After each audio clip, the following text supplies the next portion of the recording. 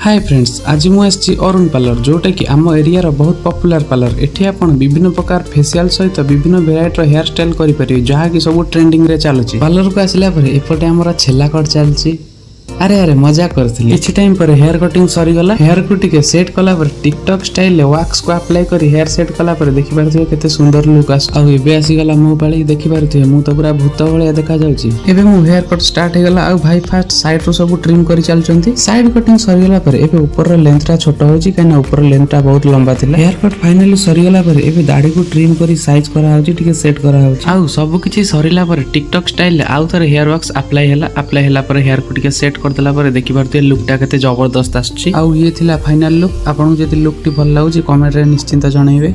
अरुण भाई को काम आपन को केमते लागला कमेंट रे निश्चिंत जणाइबे। मते तो बहुत भल लागला, आशा करू जे आपन को भी बहुत भल लागिथिबो। आ एई भलिया कंटिन्यू वीडियो देखिबा में वीडियो को लाइक और चैनल को सब्सक्राइब